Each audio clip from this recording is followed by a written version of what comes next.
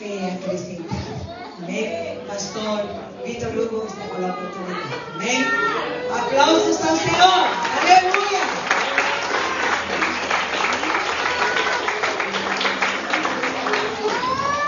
Graças a Deus.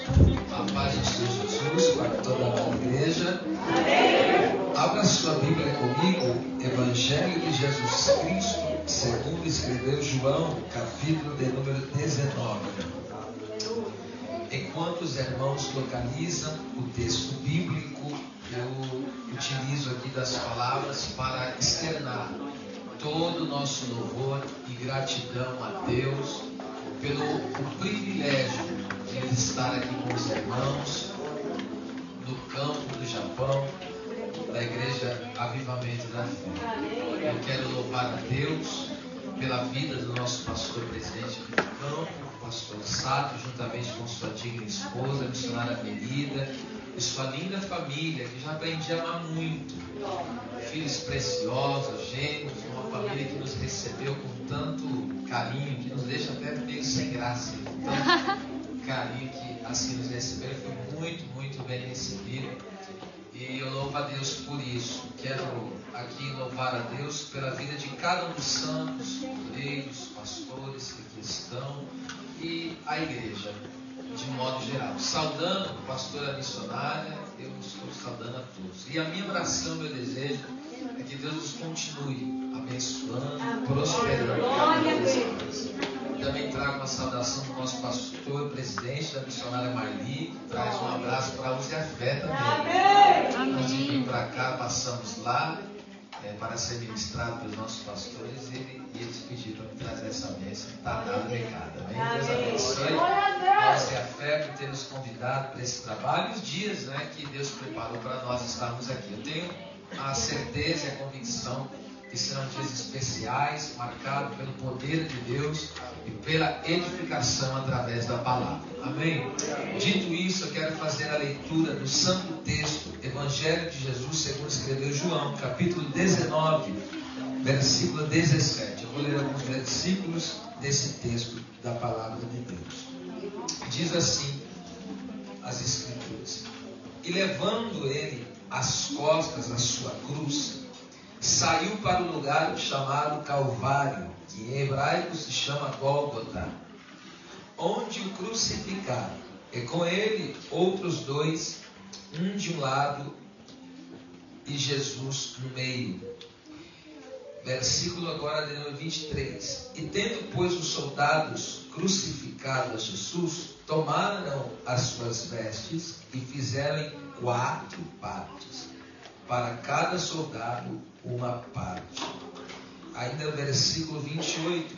Depois, sabendo Jesus que já todas as coisas estavam terminadas, para que se cumprisse as Escrituras, disse: tenho sede. Estava, pois, ali um vaso cheio de vinagre, e encheram de vinagre uma esponja, e pondo-a no ísopo, lá chegaram à boca. É quando Jesus tomou o vinagre, disse: está consumado. Inclinando a cabeça, entregou o Espírito. Os judeus, pois, para que no sábado não ficassem os corpos na cruz, visto como era a preparação, pois era grande dia de sábado, rogaram a Pilatos que lhe quebrassem as pernas e fossem tirados. Foram, pois, os soldados, e na verdade quebraram as pernas ao primeiro e ao outro, que com ele fora crucificado. Mas vindo a Jesus, vendo-o já morto, não lhe quebraram as pernas. Contudo, um dos soldados lhe furou o lado com uma lança, e logo saiu sangue e água. Obrigado, pode ocupar o assento, sempre exaltando o nome de Jesus.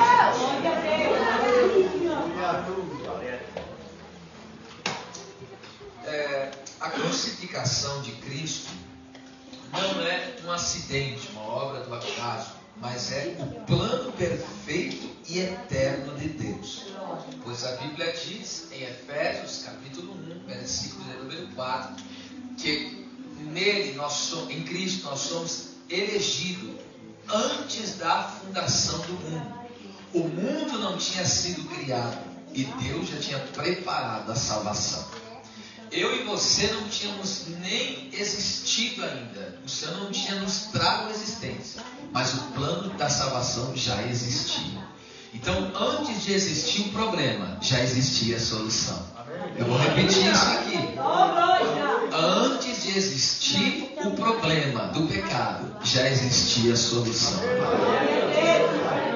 E é tão claro que a salvação é um plano de Deus, que o próprio Jesus, ele disse em João 10:18, ele falou, não é ninguém que está tirando a minha vida, mas sou eu que estou entregando voluntariamente. E eu entrego e depois eu tomarei ela de volta.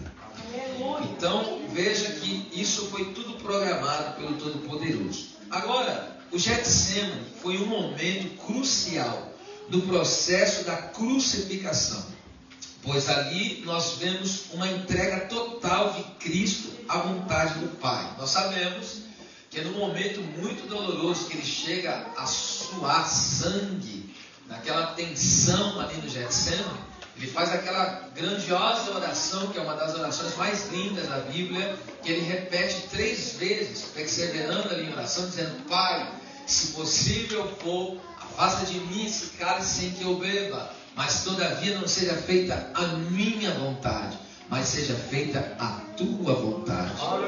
Ali naquele momento, Cristo, ele completamente, ele se rendeu, ele se entregou. Eu costumo dizer que ali no Getsemane, ele enterrou o seu eu, porque ele abriu mão de fazer a sua própria vontade, para se render como homem à vontade do Deus Pai Todo-Poderoso. E essa rendição nós podemos ver de uma maneira muito linda, registrada nos Evangelhos. Conforme nós vemos em Lucas 24:41, a Bíblia diz que ele se põe de joelhos e ora.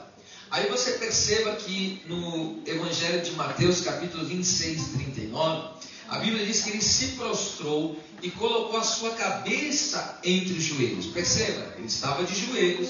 Agora, Mateus, ele diz que ele coloca a cabeça entre os joelhos. Ele está se encurvando. E aí chega Marcos, no capítulo 14, versículo 35, diz que ele prostrou-se em terra. Veja, começou de joelhos, colocou a cabeça no joelho, daqui a pouco ele debruçou inteiramente na terra. Sabe o que eu vejo isso? Uma entrega total à presença dele. E é assim que Deus quer de você e de mim. Deus quer uma entrega total nesta noite. E eu pergunto, quantos vieram se entregar por inteiro, se render por inteiro na presença de Deus? Glória a Deus. Agora, eu quero fazer hoje, como nós estaremos ministrando 2 dias sobre esse lindo e maravilhoso tema, o principal tema da Bíblia, que é Cristo, é sua obra salvífica. Eu quero aqui nesta noite descorrer nesse texto, ora lido, e citar alguns trechos dos outros evangelhos sinóticos, para dar um panorama daquilo que se deu aqui no momento da crucificação, até que Cristo assim consumasse a sua obra. Pois bem, cada passo de Cristo aqui na terra cumpre as Sagradas Escrituras. Por isso que Mateus ele muito enfatiza isso. O lugar onde Jesus nasceu, onde depois ele foi para Nazaré, antes disso ainda ele foi para o Egito, e Mateus sempre diz, tudo isso aconteceu para que se cumprisse o que fora dito pelos profetas. Então toda a caminhada de Cristo, toda a vida de Cristo veio para cumprir o cronograma divino, veio para cumprir a palavra divina, veio para cumprir o propósito de Deus. E agora nós vemos aqui que tudo que aconteceu, principalmente aqui no momento da crucificação, cada detalhe da cruz, é o que eu vou abordar aqui. Aqui fala de uma obra de Cristo manifesta em nossa vida, até que então ele viesse a completar essa obra, finalizar essa obra, que é também um dos sentidos aí de tetelestai. Então cada passo de Cristo cumpre as Escrituras. Por exemplo, em Mateus capítulo 27, versículo 26, quando Jesus recebeu a sentença, e a sentença é essa, condenado, ele passou pela mão do sumo sacerdote Anás e Caifás na época, pelas mãos de Pilatos, foi para a mão de Herodes, depois do julgamento de Herodes, manda de novo para Pilatos, Pilatos lava a mão e a sentença é dada. A primeira coisa que fizeram quando a sentença foi dada e Cristo foi condenado, Mateus 27, 26 diz: e tendo mandado açoitar a Jesus. Então, aqui há um significado, é claro, por que Jesus teve que ser açoitado. Porque Isaías já havia profetizado no capítulo 53, no versículo 4 e 5, dizendo que Jesus, Ele tomou as nossas dores e enfermidades. Ele levou sobre si as nossas enfermidades. E o castigo que nos traz a paz estava sobre Ele. E pelas suas pisaduras não seremos, já fomos. Aleluia! Então perceba que Cristo, Ele pagou o preço da nossa reconciliação com Deus. E hoje podemos dizer, nós temos paz com Deus. Então Cristo, Ele paga o preço da reconciliação. Porque você vê em 2 Coríntios capítulo 5, versículo de número 19. A Bíblia Sagrada diz que Deus estava em Cristo reconciliando o mundo consigo. E por que o mundo precisa ser reconciliado? Porque o mundo estava em inimizade com Deus. Porque o pecado nos faz ser inimigos de Deus. Ainda existem pessoas que não têm noção disso, não há conhecimento disso. Mas a Bíblia diz que aquele que se faz amigo do mundo se torna inimigo de Deus. Mas ao contrário disso, Abraão rompeu com o mundo e fez uma amizade com Deus Todo-Poderoso. E agora você perceba que Cristo, então, Ele vem nos resgatar, Ele paga esse preço, Ele intermedia esta obra. E agora nós que estávamos debaixo da ira de Deus, éramos destinados como filhos da ira. E agora Cristo paga o preço e a reconciliação foi feita. E agora nós podemos ter um relacionamento pessoal com Deus, com o Pai Celestial. E podemos desfrutar da sua paz. Você dorme em paz, vive em paz, acorda em paz, vai trabalhar em paz. Mas como assim, pastor? Parece que este mundo vai de mal a pior, guerras, pestes e tantas coisas acontecendo. Como que eu posso ter paz? É justamente isso, ter paz em Deus. Porque a paz que Deus nos dá não é como a paz do mundo. Qual é a paz do mundo? É quando a conta bancária está cheia, quando se tem saúde e quando tudo vai bem. Mas a paz de Deus é aquela paz que excede todo entendimento. As coisas até parecem que estão fora do lugar, mas se Jesus é o centro da nossa vida, tudo estará em paz para a glória do nome do Senhor. Eu entendo, pastor Sato, quando Jesus ressuscitou, Ele chegou no meio dos discípulos em João 20, 19, e a primeira palavra que Ele deu foi essa: a paz seja convosco. Perceba, eles estavam com medo e assustados, porque Jesus tinha acabado de ter sido torturado, e agora eles ainda não tinham visto o Senhor, mas o Senhor diz com as portas fechadas, aparece no meio deles e diz: a paz seja convosco. Primeiro, para Jesus não existe porta fechada, e segundo, e ali quando Ele diz paz seja convosco, Ele está dizendo, coloca no meio e diz paz seja convosco, Ele quer dizer isso: se eu sou o centro da sua vida, você pode viver em paz, porque tudo está no controle das minhas vidas. Enfermos e libertava os oprimidos, e a Bíblia diz: tudo isso aconteceu para que se cumprisse o que fora dito pelo profeta. Ele tomou sobre si as nossas enfermidades. Quando eu faço uma leitura dos evangelhos, eu fico assim encantado com o poder de Cristo. E Ele não só veio nos salvar, nos resgatar, mas Ele também veio nos restaurar. E isso inclui a cura divina. Jesus está interessado em nos dar saúde. É claro que acontece, é natural, por causa, em linhas gerais, por causa do pecado, todo ser humano sofre com um problema de saúde. Mas o plano de Deus é que o homem tenha saúde. O plano de Deus é que o homem receba saúde, que o homem seja curado pela sua obra da cruz. E aí você perceba, quando os evangelhos registram a passagem de Jesus aqui na terra, você vê, Jesus deu vista aos cegos, Ele curou o problema nos olhos.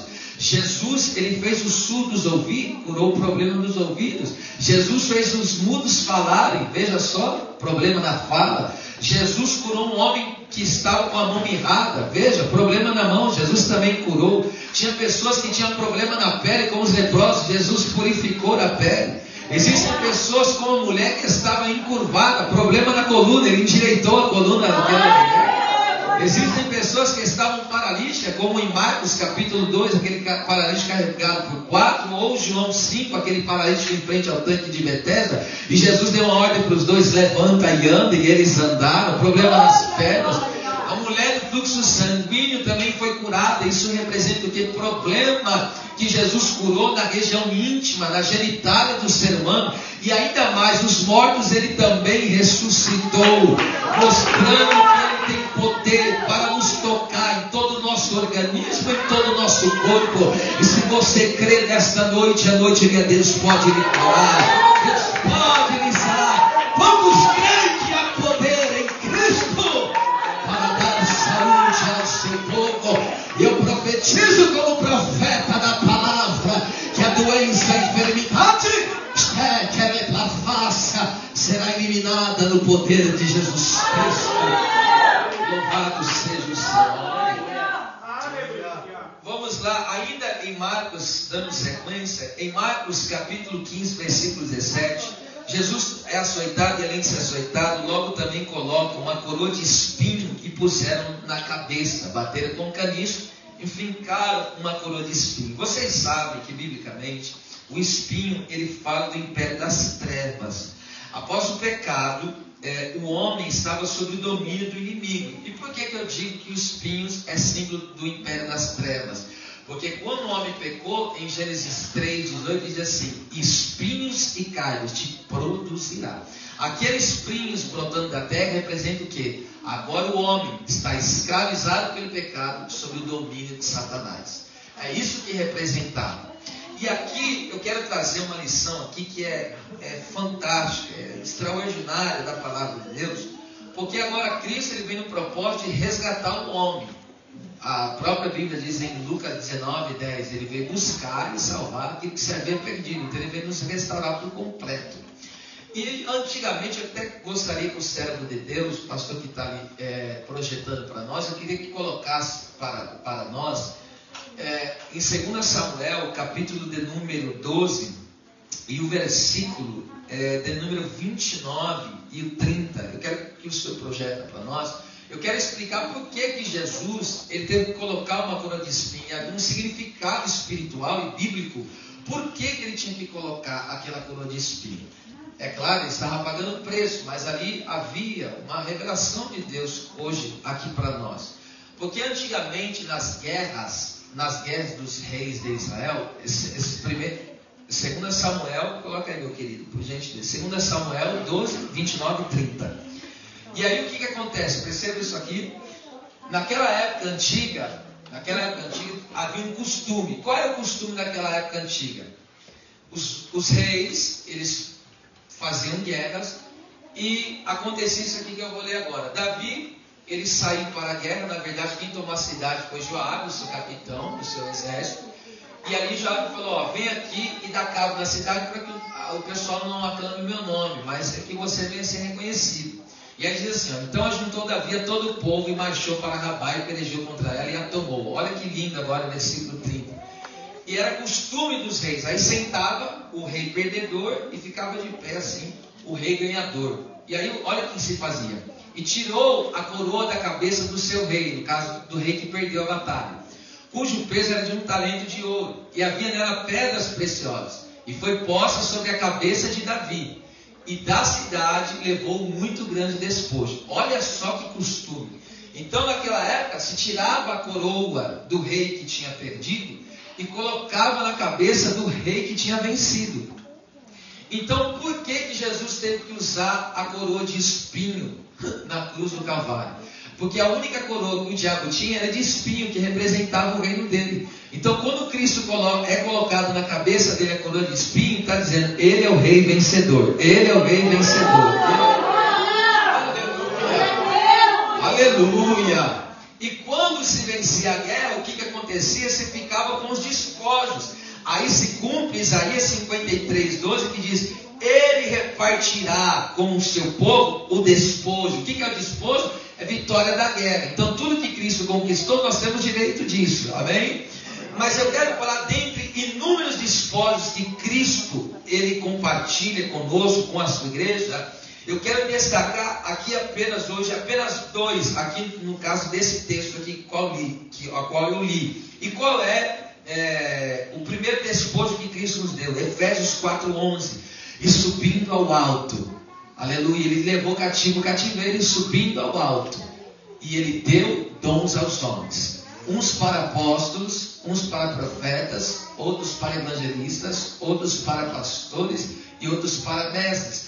Então Cristo capacitou a sua igreja com dons ministeriais. E hoje está em atividade os dons ministeriais sobre toda a igreja. O dom apostólico, nós temos o quê? A defesa do evangelho, a defesa da sã doutrina e ainda mais a unção da obra missionária para abrir outras congregações. Nós temos o dom profético. E qual é o dom do profeta? O profeta é aquele que recebe a mensagem de Deus e anuncia para o povo. E é também como se fosse um fiscal da obra. Tudo que está fora do lugar, o profeta vem e denuncia o pecado. Glória a Deus. O evangelista, aleluia, o evangelista é aquele que recebeu a capacidade para curar os enfermos, libertar os oprimidos e evangelizar os perdidos, ganhar as almas. Essa capacidade Deus tem dado para a sua igreja. O pastor fala do quê? Do cuidado, aquele cuidado pastoral, aquele cuidado de perto. Muitas vezes a pessoa vem aqui arrebentada, mas pelo dom e a capacidade ministerial que Deus deu aos pastores, cuida até que essa pessoa se levante na presença de Deus e seja restaurada. E ainda que mais, o mestre, olha que dom maravilhoso. E como que atua o dom do mestre? Atua no discipulado, na formação de discípulos, porque Jesus não simplesmente disse ganhe almas, Ele falou forme discípulos. E eu estou profetizando neste tempo aqui sobre esta nação, sobre este campo, sobre esta igreja, haverá um grande crescimento, não só de salvação, mas de discípulos do Senhor para levar a obra adiante. Glória a Deus.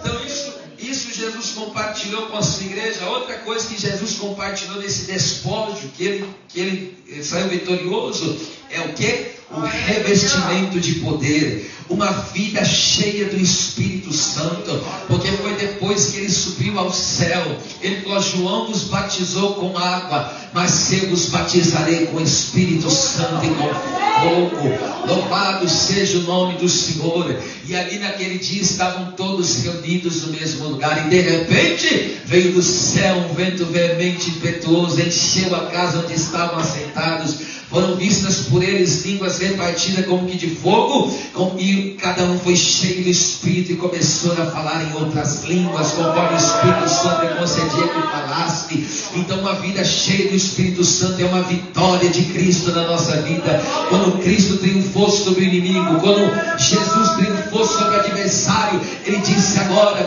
eu posso compartilhar com você uma vida cheia do Espírito Santo. Negue nesta noite a viver uma vida vazia e cheia e sem a presença, mas creia que o Senhor veio para te revestir, o Senhor veio para te encher. Quantos querem nesta noite ser cheio do Espírito Santo de Deus? Aleluia!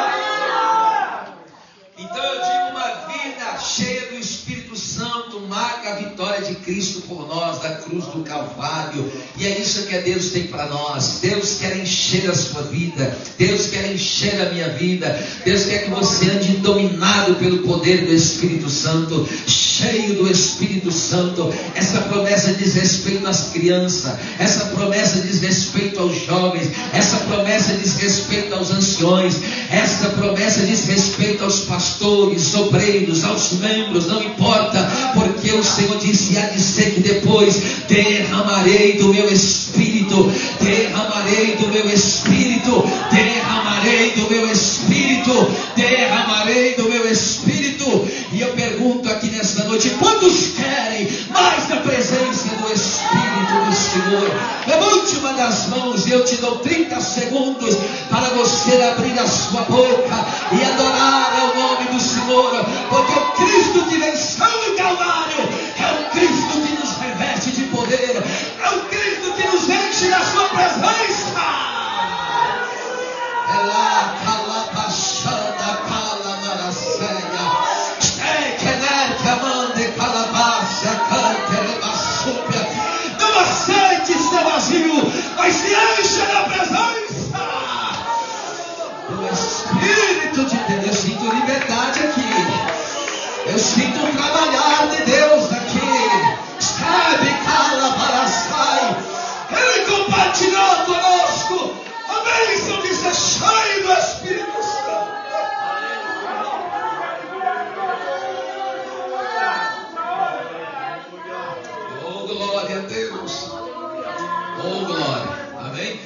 Isso, vamos interagir assim. Eu prego, ensinando e dando lugar também, tá? Agora, veja. Logo após que é colocado a coroa, Jesus ali toma as 39 chicotadas. O texto diz em João 20:17, que é o texto que eu li. O texto diz que ele levando a cruz nas suas costas. Por que Jesus levou a cruz nas suas costas? Porque Cristo é o Filho obediente. Em Gênesis 22:6, ali quando Abraão leva o seu filho Isaque para o sacrifício, que prefigurava o sacrifício de Cristo na cruz, a Bíblia Sagrada diz que o Abraão colocou a lenha sobre as costas de Isaque. Isaque é que carregou, veja, não foi Abraão, o pai, que levou a lenha. A lenha, a madeira, é o tipo da cruz. Quem levou a lenha foi Isaque, que era o tipo de Cristo Jesus. É ele que carregou na cruz. E por que ele carregou na cruz? Em obediência ao Pai. Porque, veja só, ele, o Pai, simplesmente falou, carregue a lenha. E ele foi, seguiu em obediência ao seu Pai. Que ali representava, no caso, Cristo sendo obediente. E o que eu acho interessante é que Jesus, ele foi obediente até a morte. A Bíblia diz que ele foi obediente até a morte. Morte é cruz, e por isso Deus o exaltou soberanamente. Está escrito em Filipenses 2:8. Observe só. Jesus, ele é o padrão perfeito de obediência. Eu vou repetir isso aqui. Jesus é o padrão perfeito de obediência. A obediência, o padrão da obediência de Cristo, ela é uma obediência imediata, uma obediência completa, inteira, e uma obediência de todo o coração. Repita isso comigo. A obediência tem que ser imediata, completa e de todo o coração. Vamos lá, aplicando a palavra imediata. Quando você lê em Números 14, todo o capítulo, mais do versículo 6 ao 9, do 35 ao 45, Deus tinha falado para Israel entrar na terra prometida, mas só que eles não foram na hora que Deus havia falado para eles. E aí depois que Deus anunciou o castigo, anunciou para eles, já que vocês não querem entrar, e eles murmuraram, como vocês sabem, foram 12, 10 voltaram murmurando e só 2 que louvaram ao Senhor. E aí o que acontece? Quando o Senhor falou, entra na terra e possui a terra, eles não quiseram. Aí depois que Deus falou, eu vou efetuar o castigo, vocês vão ser castigados, aí eles mudaram de ideia, falando, não, agora a gente vai, depois de ter murmurado, feito tudo aquilo, falou, agora a gente sobe, Deus falou, agora não vai, porque agora eu não sou como vocês. Então você perceba aqui que a obediência não foi imediata. Deus falou a primeira vez, eles não obedeceram. E tem gente que tem sido assim. Deus fala, ele não obedece. Deus fala, ele não atende na primeira vez que Deus falou. E aí é o que Jesus falou para Saulo. Dura coisa é você recalcitrar contra aguilhões. Porque Deus chamou ele, estava dando coice. O que é recalcitrar? É dar coice. Ele estava dando coice, patada no chamado de Deus. E aí quando Deus fala dura coisa recalcitrar, sabe o que o Senhor Jesus está dizendo para ele? Quanto mais você for rebelde, mais você se machuca. Quanto mais você fugir do meu chamado, mais você se fere. E Deus está falando com alguém aqui, para de relutar contra a voz de Deus. Era basura. Deus falou, obedeça aquilo que Deus falou de forma imediata. Segundo, a obediência padrão, ela tem que ser uma obediência por inteiro, uma obediência completa. A base bíblica aqui é 1 Samuel 15, versículo 3, 9 e 11, quando ali o Senhor falou para Saul, olha, os amalequitas fizeram algo de errado, então eu quero que você vá lá e elimina todo o povo, elimina tudo, não deixa sobrar nada. E Deus sabia por que estava dizendo isso, naqueles tempos de guerra. Deus sabia por que estava falando. E o que Saul fez? Foi lá, matou o povo, deixou Agag vivo e voltou com os animais. Aí o profeta falou, o que está acontecendo? Ele falou, não, eu fiz do jeito que Deus mandou. Fez metade, fez parcial. Então a obediência, além de ela tem que ser imediata, ela tem que ser completa. Porque o que eu aprendo aqui com esse texto, Saul, ele não fez tudo do jeito que Deus ordenou. Então a obediência parcial equivale a rebeldia total para Deus. Então Deus fala para a pessoa, faz desse jeito, ela faz metade do que Deus falou, para Deus isso não serve. Deus quer uma obediência total na presença dele. Eu não posso selecionar, não, eu só vou obedecer esse metade aqui. Não, eu tenho que pegar o pacote inteiro da obediência ao Senhor. Aleluia! E o problema, pastor, sabe, de algumas pessoas não obedecer totalmente, Deus sabe por que manda obedecer totalmente. Sabe quem que é os amalequitas? Sabe de onde que veio um homem chamado Ramã, o Agagita? Justamente dos amalequitas. O Saul não obedeceu do jeito que Deus mandou, passaram-se os anos, o Ramã quase destruiu toda a nação. Veja como que Deus ordena. Se você não eliminar todo o pecado da sua vida, Deus que faz isso, ela pode virar uma traiçoeira e te matar depois, como Ramã, destruir a tua casa, a tua família. Então, o come na saia, obedeça a Deus por completo. Obedeça a Deus. E agora, terceiro, a obediência, ela deve ser de todo o coração. Lá em Mateus 15, do 7 ao 9, Jesus ele diz: esse povo me honra com os lábios, mas o seu coração está longe de mim. Deus não quer uma honra labial, Deus quer uma honra do seu coração, partindo de dentro para fora. Glória a Deus. Porque quando não acontece uma obediência de todo o coração? Olha só, quando não é uma obediência de todo o coração, a pessoa faz, mas com má vontade, sem vontade de fazer, ou faz com murmuração. Você já vê alguém fazendo, murmurando, alguém fazendo sem vontade de fazer? É a pessoa que faz, não é de coração aquilo que está sendo feito. Está fazendo, mas está fazendo murmurando. Está fazendo, mas está fazendo com desgosto, sem vontade. Para Deus não serve isso. A obediência, escute isso aqui, a obediência ela deve ser de todo o nosso coração. Porque a pessoa que não obedece de todo o coração, ela só obedece quando sob olhares. Se alguém está me vendo, eu faço. Por quê? Porque estou sob olhares. Então, ela é superficial, ela é só por fora. Então, eu estou preocupado com o que os homens estão vendo. E aí onde entra a hipocrisia. Agora, quando eu obedeço de todo o coração, pode estar alguém me vendo, ou qualquer outra pessoa não me vendo, mas eu sei que os olhos de Deus estão sobre mim. Então, alguém está me olhando, eu obedeço. E não está olhando, eu continuo obedecendo do mesmo jeito.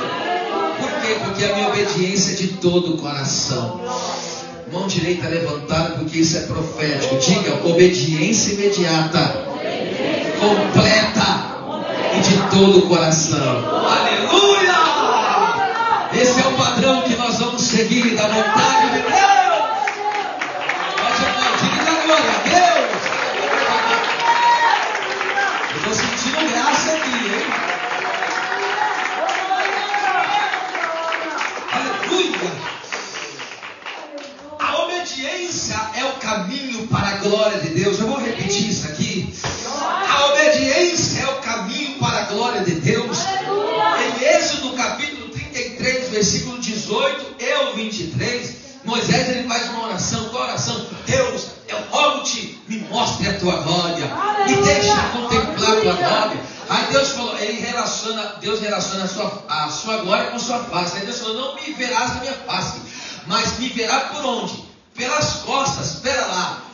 Deus falou, você vai ver eu passando, e quando você vê eu passando, aí você me segue. Escute isso aqui, que coisa tremenda. Eu estou falando em obediência. Olha só isso aqui. Então, a obediência é o caminho para a glória de Deus. Veja só que coisa linda. Se Deus está passando, Moisés está vendo as costas. Se Deus está passando, o que ele está deixando para trás? As suas marcas, as suas pisadas. E não foi isso que Jesus falou em 1 Pedro 2,21? Ele nos deixou o exemplo para que sigamos as suas pisadas. Então Cristo deixou as suas pisadas. Como assim? Onde ele pisa, eu piso. Se ele pisou aqui, eu piso aqui. Se ele pisou ali, eu piso ali. Ou seja, eu vivo do jeito que ele vive, eu ando do jeito que ele anda, eu amo do jeito que ele ama. Aleluia! Glória a Deus! Bendito seja o nome do Senhor. Quer ver a glória de Deus? O caminho está na obediência. Todo aquele que obedece verá a glória de Deus. E aí diz em Lucas 9:23, se alguém quer vir após mim, me seguir as minhas pisadas, negue-se a si mesmo, tome a cada dia sua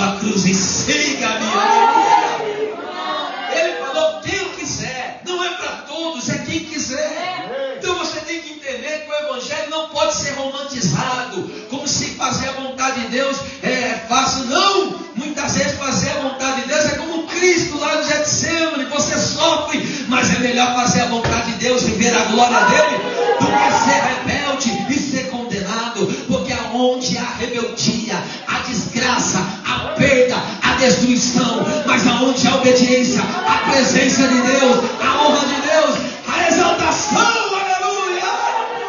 Glória seja dada ao nome do Senhor. Deus deu o Espírito Santo para os obedientes.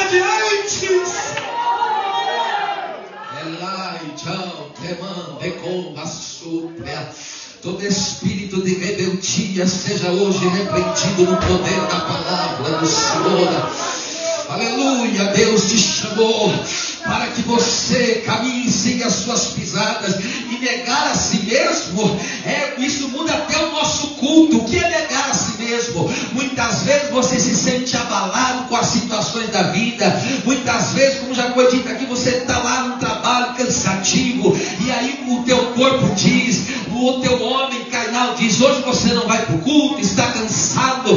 Mas aí você nega a si mesmo, porque o corpo está dizendo: você não vai, você está cansado, você não vai orar, você não vai fazer. Mas aí você nega a si mesmo e você vai fazer a vontade de Deus. E qual é a vontade de Deus? Vai para o culto, vai buscar a minha presença, vai adorar o meu nome. Às vezes você chega aqui num culto, está triste, está batido, e aí você mesmo fala: o meu culto hoje vai ser pela metade, não vou levantar a mão, não vou dar glória a Deus, não vou me alegrar. Mas o crente que nega a si mesmo, mesmo com tristeza, ele abre a sua boca, ele adora, ele glorifica, ele exalta a presença de Deus. E eu pergunto nesta noite: quem veio negar a si mesmo e honrar ao teu Deus? Então levante as duas mãos para o céu, e eu lhe dou mais 15 segundos para você adorar a Deus com glória, para você que tem aleluia dizer aleluia. Você que é batizado com o Espírito Santo, ergue as línguas e as glórias da presença de Deus. Eu vou esperar você adorar. Ela calabachanda calassúpia, é bacala barachanda calabaia. Ei, calabachebe, é maia. Olha Deus renovando o crente aqui. Olha Deus renovando o crente aqui. Abre a tua boca. Deus vai renovar a tua chamada. Deus vai renovar teu ministério. Deus vai renovar a séria. Chebe pra calácia. Meu Deus. Aleluia. Aleluia. Aleluia. Que mande comandar a súplia. Aleluia. Eu não sei se você pode fazer isso, mas toque no ombro do irmão que está do teu lado e diga: receba a presença do Espírito Santo. Ai, canai, teu povo, até que esteja. Olha Deus te renovando aí agora. Receba, receba, receba a presença do Deus Espírito Santo.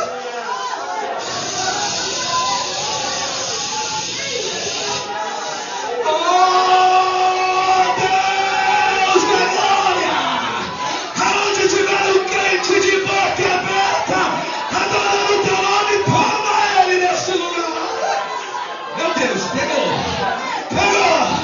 É a presença, é a presença. Negue-se a si mesmo e adore a Deus. Para adorar a Deus, tem que negar a arrogância. Para adorar a Deus, tem que negar a frieza. Para adorar a Deus, tem que negar a carne. Para adorar a Deus, tem que se render ao Espírito.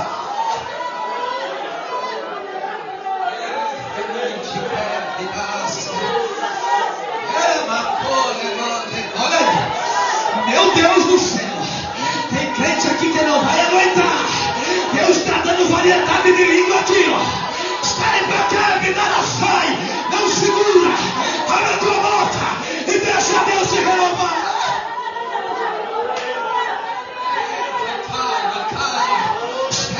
Cala, Sônia, Barrachabe, Haracaio, Prime a Súria, sai calar que eu faça.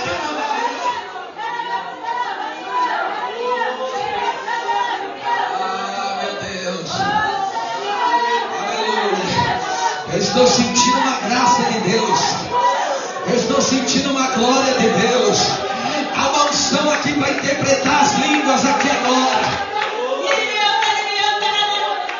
povo meu, eu os toco com o meu poder.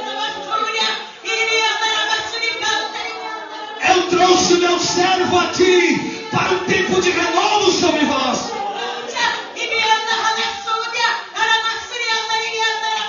Eu estou derramando os meus dons e a minha graça.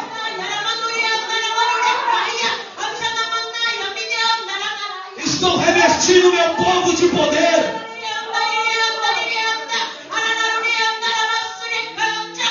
Estou dando ferramentas e armas espirituais e estratégia para novos campos. Eu sei o tempo, o vale que vocês têm passado. Mas eu vos anuncio hoje, há um novo tempo chegado para este lugar. Estou levantando um grande exército de homens e mulheres sedentos pela minha presença. Eu estou procurando um coração quebrantado e contrito, e eu derramarei o meu poder.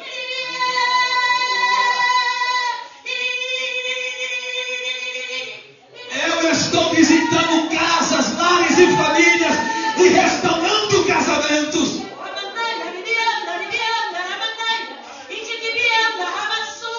Eu estou devolvendo dons e talentos.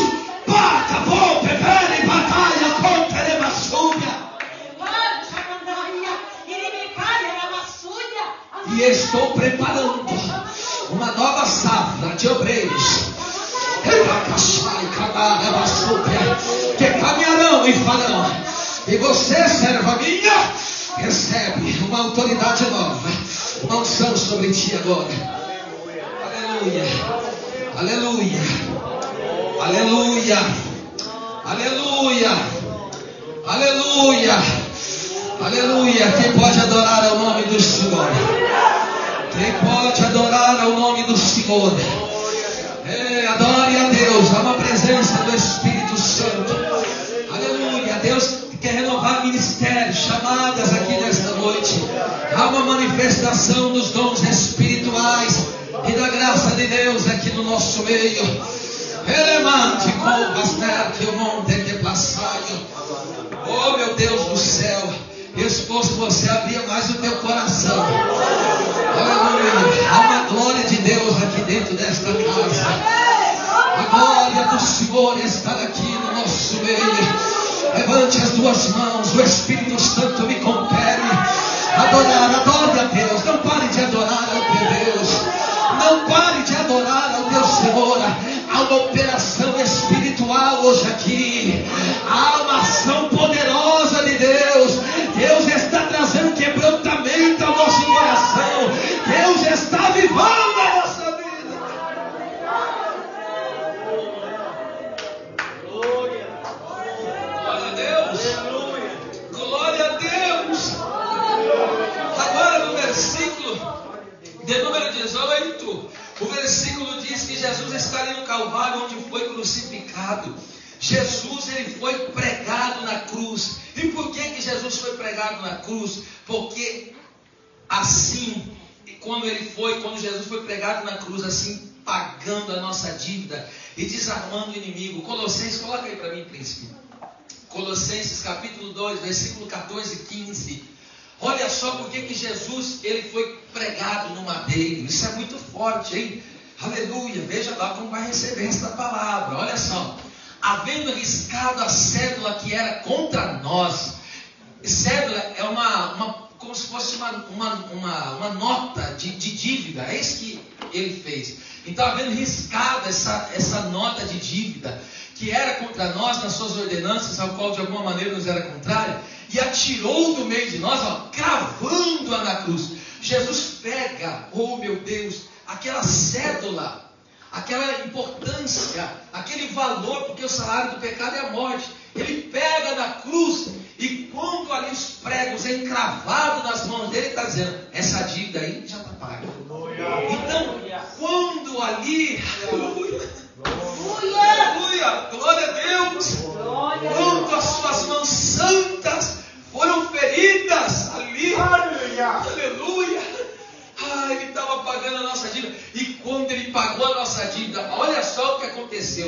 e despojando. Essa palavra despojando ali poderia ser traduzido como desarmando, para ficar melhor entendimento. E desarmando os principados, que são os demônios, principados e potestades, os expôs publicamente e deles triunfou em si mesmo. Então o que isso significa? Meu Jesus amado, isso é muito forte. Eu entendo uma coisa, quando Jesus ele paga a nossa dívida, veja só, por que o inimigo ele agia na vida do homem, ou age na vida antes de Cristo agir na nossa vida? Hoje ele não pode agir mais. Por quê? Porque a gente não deve mais nada. O inimigo só trabalha onde tem dívida. Se tem dívida, ele pode cobrar, ele pode nos acusar, só que agora a dívida foi paga. Então é por isso que agora ele desarmou, aí se cumpre aquela palavra de Isaías 54:17: nenhuma arma forjada, preparada contra ti, prosperará. Toda língua que se levantar contra ti, o Senhor a condenará. Porque esta é a herança do servo do Senhor. E aí o que mais? Números 23, contra o meu povo não vale nem encantamento, nem adivinhação. Pastor, me jogaram praga, não tem mais efeito. Pastor, fizeram mandinga, feitiço, macumbaria, oração contrária, isso não tem mais efeito contra a sua vida. Aleluia. Agora isso aqui, gente do céu, é muito tremendo. Porque quando o nosso Salvador, ele estava riscando a célula que era contrária a nós, e agora o inimigo já não tem mais poder sobre a nossa vida, ele desarmou o inimigo. Eu digo assim, como aconteceu lá no Êxodo, para vocês entenderem. Lá em Êxodo capítulo 14, do versículo 21 ao 26, o povo de Israel, quando é liberto do Egito, que representa o mundo, de Faraó, que representa o diabo, os agentes, os soldados de Faraó representavam os demônios, que oprimia ali o povo de Israel, que representa os demônios que oprimem os homens hoje sem Deus. E aí Jesus, o Senhor Deus, liberta o povo. E agora eles passam pelas águas, eles passam pelo mar vermelho que se abriu. Olha que coisa tremenda. Lá em 1 Coríntios 10:2, Paulo fala que isso é um tipo do batismo. Quando o povo de Israel passa, o que acontece? Eles passam do outro lado, cantam o hino da vitória, glória a Deus, o cântico dos salvos. E aí as águas se fecham. E o que mais acontece? Faraó, os carros de Faraó e os seus cavaleiros, todas as armaduras, tudo aquilo que eles usavam para acorrentar, para maltratar o povo de Deus, ficou na onde? Nas águas. Agora, olha o que Jesus fez por nós. Quando você recebe a mensagem, o Evangelho, Cristo ele pagou a tua dívida. E agora o inimigo fica desarmado contra a sua vida. Agora não tem mais nada dele na sua vida que pode prevalecer contra você. Amém. Quando, veja só, você se decide, você recebe a palavra e você decide agora por Cristo e descer nas águas, o que acontece? Primeiro, quando eles ali passaram pelas águas, qual que é a representação ali? O que significa para nós? Primeiro, eles atravessam e agora o Egito ficou para trás. Porque a vida, o caminho do Evangelho é um caminho sem volta. Amém. Você foi, o Egito já ficou para trás. Segundo, oh meu Deus, o Egito ficou para trás, o mundo está para trás. E agora o mar se abriu só uma vez e depois se fechou. Eu quero ver alguém descobrir por qual caminho eles passaram. O Deus encobriu o caminho. Eu já estive nessa região do Mar Morto, mas ninguém até hoje sabe. Ninguém sabe que é no Mar Vermelho. Mas ninguém sabe o lugar exato por onde eles passaram. Sabe por quê? Porque Jesus abriu para nós o caminho para a vida, mas jamais abrirá o caminho para a gente voltar. Porque o caminho do Evangelho é um caminho daqui para frente. Aquele que ingressou no Evangelho e se entregou por inteiro é um caminho sem volta. Eu digo amém. Aleluia. E agora o terceiro. Quando, olha só, eu falei que Paulo disse em 1 Coríntios 10:2 que aquela passagem fala do batismo. Quando eles passaram pelas águas, veja só, é uma nova vida, não é? Então, todo o exército de Faraó, as armas de Faraó ficou na onde? Nas águas. Porque quando você nasce de novo, tudo que é do inimigo fica no velho homem. Fica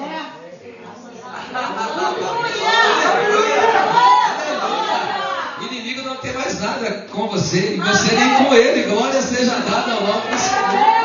Agora não tem mais maldição hereditária, não tem, até porque, enfim, não existe maldição, nada que pode agora contra a tua vida, porque agora você é uma nova criatura em Cristo Jesus.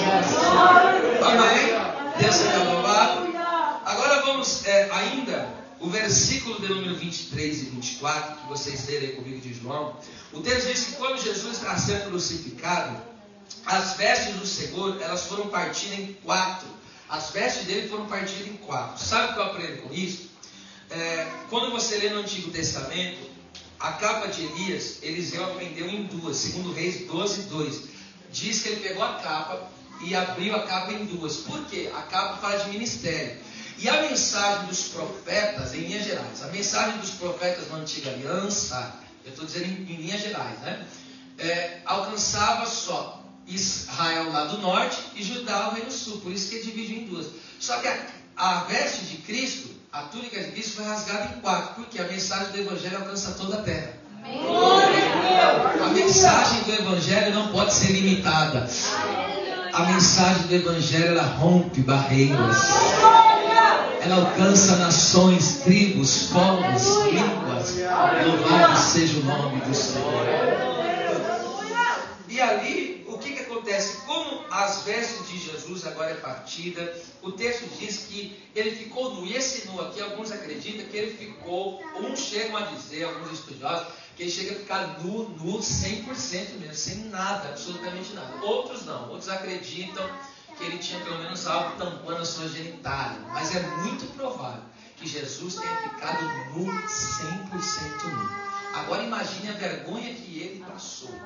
A vergonha de estar com coroa de espinho na cabeça, de estar com o seu corpo todo arrebentado, moído, como disse Isaías, e ainda nu publicamente. Aquele homem santo, que nunca houve um pensamento errado, uma palavra pecaminosa, não havia sujeira em suas mãos e nem nos seus pés, que fala do seu caminho. Ele é 100% puro. Aleluia! Glorioso. Só que ele está agora ali despido, ele está ali de uma maneira terrivelmente em humilhação.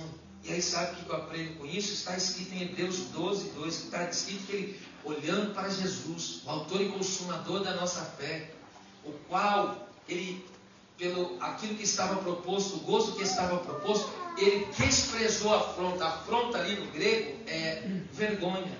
Jesus, ele desprezou. Por que ele desprezou a vergonha? Veja, ele não fez caso da vergonha, por causa de mim e você. Ele disse para ele, falou, vergonha, tudo isso que eu estou passando, eu te desprezo, só por causa de amor a eles. Então o amor de Cristo foi maior do que a nossa vergonha. Vou repetir isso aqui de novo. O amor de Cristo é maior do que a nossa vergonha. E agora veja por que ele ficou nu, por que ele ficou totalmente despido. Sabe por quê? Ele assumiu essa vergonha pública na cruz. Porque você veja, quando o homem e a mulher, eles estavam em estado perfeito, ou seja, sem pecado, eles andavam de que jeito? Nu, e não se envergonhavam. Por quê? Porque onde não há pecado, não há vergonha. Vou repetir isso aqui também. Onde não há pecado, não existe vergonha. Amém. E agora, quando eles pecaram, o que eles viram? Reconheceram que estavam nu, a consciência logo acusou, e eles perceberam que eles estavam completamente nu, e foram colocar as folhas de figueira e tentaram se esconder. Agora veja, o Adão, ele se esconde atrás de uma árvore. A madeira da cruz foi feita do quê? Da árvore. Cristo não se escondeu, ele se esconde.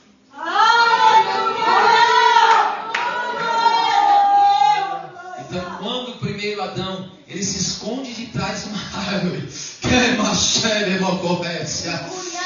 o Jesus, o nosso Senhor, ele se expõe, aleluia. E para que ele se expõe? Porque a Bíblia diz que quando o homem pecou, ele foi destituído da glória de Deus. Adão e Eva não se envergonhavam, porque eles eram vestidos da glória de Deus. A luz da glória de Deus era a roupagem que eles usavam. Aí Jesus nos via nu, como ele mesmo falou para a igreja de Laodiceia: vocês estão nu espiritualmente. Mas Jesus expôs-se na cruz do Calvário para quê? Para cobrir as nossas vergonhas. Aleluia, bendito seja o seu nome. Aleluia. E ele tirou, ele se expôs toda a nossa vergonha para nos vestir. Veja só, ele trocou, aleluia.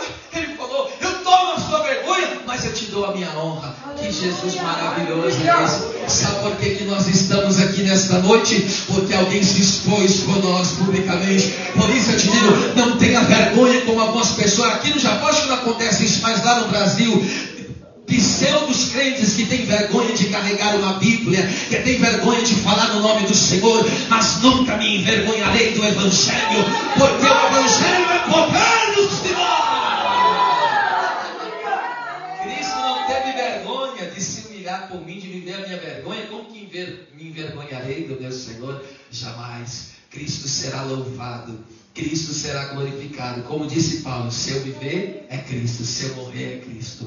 Tudo que eu faço é para a glória e o louvor do seu santo e poderoso nome. Louvado seja Deus. Agora vamos lá, eu já vou dar encurtar, deixar um pouco para amanhã também, né? Aleluia. E agora, sexto, em João 19, 28, a Bíblia diz assim, que naquele momento que ele estava ali, horas pendurado no madeiro, ele fala isso aqui que para mim é algo marcante. Ele diz assim: eu tenho sede. Ele fala: eu tenho sede. Ele dá um brado: eu tenho sede. E por que Jesus sentiu sede? Aqui não é simplesmente, gente do céu, isso aqui não é simplesmente a sede física, que ele estava esgotado, é claro, mas isso aqui que Jesus está dizendo, eu tenho sede, não é unicamente a sede física. Sabe qual que é a sede? Lembra em Lucas capítulo 16, a partir do versículo 22, morreram dois homens: o rico, que não temia a Deus, e o pobre, o Lázaro, que temia a Deus.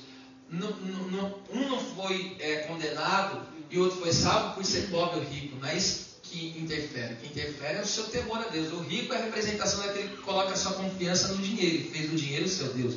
Agora o pobre não colocou a sua confiança em Jesus, e aí foi salvo. A salvação está em crer em Jesus.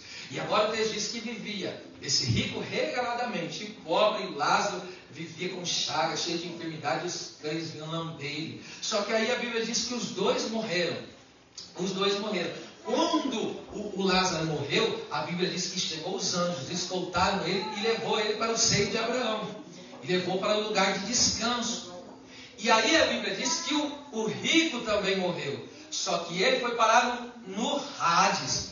O Hades, ele tinha 3 compartimentos: o seio de Abraão, o abismo e tinha um lugar de tormentos. Agora escuta isso aqui. Quando o salvo morria antes da cruz, porque agora Jesus levou o cativeiro, o seio de Abraão agora está na Nova Jerusalém mesmo. Mas vamos lá. Quando o homem antes da cruz morria na fé, crendo em Deus, crendo na fé no prometido Messias do Senhor, ele ia para o seio de Abraão. Mas quando ele morria sem a fé, ele ia para o lugar de tormentos. E aí tinha um abismo, o texto lá diz. Aí o que acontece? Quando o Lázaro, agora ele morre, ele está vivendo um descanso, ele está vivendo ali o prazer, ele está consciente do que está acontecendo. E agora o rico está ali desesperado. Eu tenho 5 irmãos, vai lá anunciar para eles, anuncia, tem misericórdia. Ele pede misericórdia, e ele está ali clamando, falando: olha, eu estou terrivelmente atormentado nessa chama. Aí sabe o que ele pede? Molha a ponta do seu dedo. Você sabe o que é isso? Molha a ponta do seu dedo e refresque a minha língua. Imagine o homem, o estado de tormento que ele está vivendo, ele querer só a ponta do dedo. Ele está dizendo: eu quero só uma gota daquilo que você tem aí. Vamos lá, se tu não deres glória com essa palavra, veja lá. Sabe o que eu aprendi com esse texto? Uma gota da eternidade apagará toda uma vida de sofrimento na terra. Amém. Eu vou repetir de novo. Uma só gota da eternidade apagará toda uma vida de sofrimento aqui na terra. Permanece firme no Senhor. E ele falou: eu tenho sede. E essa sede que Jesus está sentindo aqui é essa sede. É a sede da salvação, porque ele sofreu as consequências no último. Ele sofreu, ele tomou o nosso lugar. Então Jesus sentiu o que o homem sentia quando ia para o Hades. Ele tomou o nosso lugar. Só que agora, veja só que coisa linda, ele teve sede. Para quê? Para saciar a nossa sede. E qual é a nossa sede? A sede de salvação. Por isso Jesus falou para aquela mulher: quem beber dessa água tornará a ter sede, mas aquele que beber da água que eu lhe der, lhe fará nele uma fonte de água a saltar para a vida eterna. Só quem louva a Deus pela vida eterna glorifica o seu sobrenome. Vamos lá. Então Jesus, ele sofreu nas últimas consequências. Agora vamos lá, meu Deus do céu, que eu vou concluir por causa do horário. E aí o que acontece? Muitas outras coisas aconteceu. Houve trevas. E quando houve trevas ali no momento do sacrifício, Jesus fala: Deus meu, porque ele desamparasse. Trevas ali, fala que Jesus, ou seja, nas entrelinhas está ali, que Jesus sentiu a dor do inferno. Porque o Hades é um lugar de tormento. E as pessoas que não temem a Deus morrem e vão para o Hades, eles só vão sair do Hades para ir para o inferno mesmo, que é o lago de fogo e enxofre, que diz lá em Apocalipse. E Jesus sentiu até essa dor, porque o inferno, o que é o inferno? É a separação total de Deus.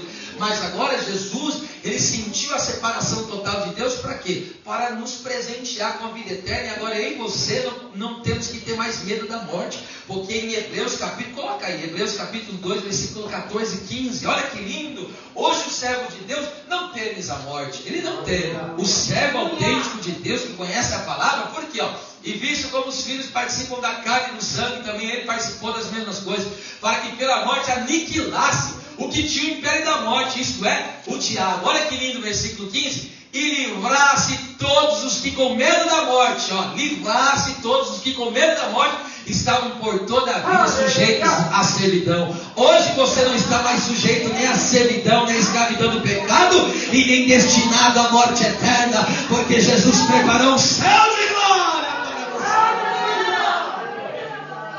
Glória seja dada ao nome do Senhor. Que amor é esse? Quando a Bíblia diz ainda que ele está ali, quando ele está tendo a sua carne ferida, quando ele está sendo ali golpeado, ele está todo arrebentado, surrado naquele madeiro, a Bíblia Sagrada diz que ali fende-se as pedras, abriram-se os sepulcros, e muitas pessoas ali ressuscitaram naqueles dias. Porque quando a Bíblia fala que as pedras se fenderam, significa a pedra não tem vida, então a vida venceu a morte. E aqui se cumpre: as portas do Hades, ou algumas traduções colocam, as portas do inferno não prevalecerão contra a igreja do Senhor, porque venceu a morte. Cristo é glorioso. E agora, uma das coisas mais lindas que eu acho na Bíblia, a Bíblia diz que as portas, veja lá como vai reagir essa palavra, hein? Isso é importante. Você sabia que as portas da Nova Jerusalém, elas são de pérolas? E eu estive estudando e perguntando: Senhor, por que as pedras são desse material pérola? Você sabe que para produzir uma pérola, o que tem que fazer com a ostra? Tem que ferir a carne dela. Feriu a carne da ostra, naquele clímax ali, na maior dor, e ele dá o penúltimo brado. E qual foi o brado? Está consumado. Ele está dizendo: a obra que o Pai me deu para fazer, eu concluí. A dívida foi paga. Ou se está consumado, não há mais nada que eu preciso fazer. Tudo foi feito por Cristo. Agora é só andar com Cristo, andar em Cristo, andar na obediência de Cristo, porque Ele nos abençoou com toda sorte de bênção nas regiões celestiais em Cristo Jesus. Agora não é eu que faço, é Cristo que fez. E porque Cristo fez, agora eu posso viver, agora eu posso ter, agora eu posso me apropriar. E nós se apropriamos da obra que Ele consumou na cruz do Calvário. E é interessante que agora, depois que Ele brada, está consumado, Ele entrega o seu Espírito ao Pai. Veja, não foi ninguém que tirou a vida dele realmente. Ele entregou a sua própria vida. Ele se entregou voluntariamente. E aí agora, isso é fantástico, é tremendo. A Bíblia Sagrada diz que nenhum dos seus ossos, encerrando agora, nenhum dos seus ossos se quebraram. Nenhum dos seus ossos se quebraram. Por que nenhum dos ossos de Cristo se quebrou? Sabe por quê? Porque Ele é o Cordeiro de Deus. Aleluia. aleluia, anunciado lá no Êxodo 12:46, que diz: não quebrareis o osso do cordeiro, porque falava do sacrifício perfeito. O sacrifício de Cristo é único e é perfeito. É por isso que hoje nós não precisamos oferecer animais aqui no culto, porque o sacrifício de Cristo é suficiente. Ele removeu de nós a culpa e Ele tirou de nós o pecado. Para isso se manifestou o Filho de Deus, para destruir as obras do diabo. Nós estávamos amarrados, presos, nós estávamos ali, aleluia, porque em 1 João 3,8 diz: aquele que vive na prática do pecado é do diabo. Mas para isso se manifestou o Filho de Deus, para destruir as amarras, para destruir a força do pecado. Jesus, Ele limpou a nossa consciência. Olha, não existe homem nenhum aqui na terra que chega e pega todo o dinheiro que tem e fala: olha, eu pago isso aqui para alguém limpar a minha consciência. Eu fiz algo errado e agora eu preciso que a minha consciência seja limpa. Ninguém jamais conseguirá pagar uma consciência limpa. Mas quando você se arrepende, crê na obra consumada de Cristo, Ele limpa a tua consciência e te remove a culpa e tira todo o peso e as amarras do pecado. Quantos glorificam a Deus pela libertação do Senhor? Agora que encerramos. E por que os ossos de Cristo foram quebrados? Sabe? Não foram quebrados, sabe por quê? Mas, diz o texto: quebraram a perna do primeiro, quebraram a perna do outro, do segundo que estava na cruz, e o Senhor que estava no meio, porque Ele é o centro de tudo. Tudo aqui é para Ele, porque dele, por Ele, para Ele são todas as coisas. A Ele glória nessa igreja, pelos séculos dos séculos. A Ele glória. Agora essa aqui é forte para a gente encerrar, e amanhã a gente entrega mais. E aí o que acontece? Quebraram a perna de um, quebraram a perna de outro. E quando foram quebrar a perna de Cristo, o texto diz que não quebraram. Por que não quebraram as pernas de Cristo? Sabe por quê? Porque a história continua através da igreja. A igreja é o corpo de Cristo. Então as pernas da igreja não estão quebradas.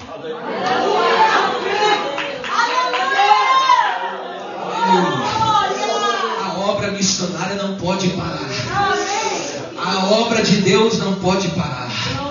E não vai parar. E por que não vai parar? Porque as pernas de Cristo não foi quebrada. As pernas de Cristo continuam aqui. É eu e você agora que vamos caminhando, fazendo a obra de Deus, fazendo a vontade de Deus, pregando em tempo e fora de tempo, anunciando hoje e amanhã e até quando o Senhor voltar. E nós vamos caminhando e marchando, porque a nossa estrutura é Cristo. Aleluia. As pernas dele não foram quebradas. Eu posso entender aqui nesta noite, encerrando esta mensagem, que há pessoas que têm vivido situações contrárias, difíceis, querendo lhe parar, querendo lhe amordaçar, querendo fazer que você venha retardar. Mas eu quero te dizer, as pernas da igreja continuam intactas. Ninguém vai conseguir deter a igreja, ninguém vai conseguir paralisar a igreja, porque a igreja tem dono, a igreja é do Senhor. A igreja vai prosseguir, a igreja vai avançar, a igreja vai crescer. Estou profetizando aqui em nome do Senhor Jesus Cristo.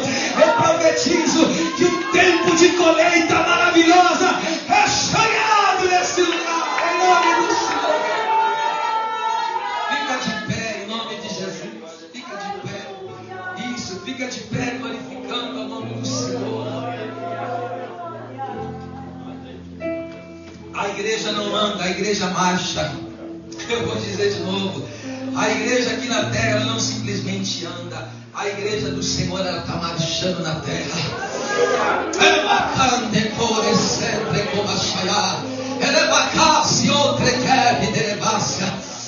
Ao mover do Espírito Santo, aqui o Espírito da profecia está atuando aqui, está agindo. Eu quero que você feche os seus olhos. Aleluia! Prepara o louvor. Nós vamos louvar a Deus para encerrar aqui. É congresso, hein? O mais longe aqui sou eu, hein? Aleluia! Não tenha pressa de ir embora, não. Glória a Deus. Deus quer trabalhar na sua vida. Glória seja dada ao nome do Senhor. Ele serve glória. Esse jovem faz assim. Você do que? Como que é seu nome mesmo? Leonardo. Entende bem o português? mensagem de Deus para a tua vida. Você é escolhido desde o ventre da sua mãe. E para quê? Para pregar a palavra. Assim como Deus apareceu para Saulo e se revelou para ele, se mostrou para ele. Entende o que eu digo? Assim Jesus está fazendo com você. Eu vejo Jesus fazendo uma mudança em você, de dentro para fora. Eu vejo você com a palavra de Deus, caminhando para um lado, caminhando para o outro, e pregando com ousadia, e pregando com autoridade. Deus começa a te envolver no amor dele. O amor dele começa a lhe constranger, começa a lhe dominar, lhe tomar, de tal maneira que você vai começar a sentir o que você não sentia. Você vai começar a ter vontades que você nunca teve. Eu te vejo aos pés do Senhor, derramado, lançado aos pés do Senhor. E Deus te capacitando na pregação, Deus te capacitando através dos seus dons. Aleluia. E Deus vai derramar uma unção poderosa sobre a sua vida. Deus te levantará. Escute hoje isso, e isso seja testemunho para a igreja. Deus te levantará como um evangelista na sua obra. Deus te levantará como instrumento de ganhar almas na sua presença. Deus te levanta para ser a diferença. Eu vejo você no meio de pessoas e você influenciando essas pessoas, você contagiando essas pessoas com o amor de Jesus no seu coração. Assim como Cristo se revelou sobre a minha vida e me entregou o ministério da palavra. Abre as tuas mãos, porque é hoje isso. Abre as tuas mãos assim. É isso que Jesus está fazendo. Está te dando o ministério da palavra dele. Recebe hoje daquilo que Cristo me deu, daquilo que Cristo entregou sobre a minha vida, da palavra. O poder da palavra passa a atuar em ti. A unção da palavra opera em ti. A glória da palavra se manifesta sobre ti. Tu serás um obreiro, um trabalhador de valor da obra de Deus. E Deus tirará do teu caminho más amizades, más companhias. Deus tirará do teu caminho todo o caminho tortuoso. Endireitará os teus passos e tu serás cheio do Espírito Santo. Recebe essa palavra para nós. Glória a Deus. Glória a Deus do céu. Eu estou tomado aqui, hein? Quem quer adorar a Deus? Levante a mão. Vamos adorar. Adore a Deus. Adore. Vamos soltar o louvor. Vocês têm liberdade. A presença do Espírito está aqui. Adore a Deus. Tira o pecado.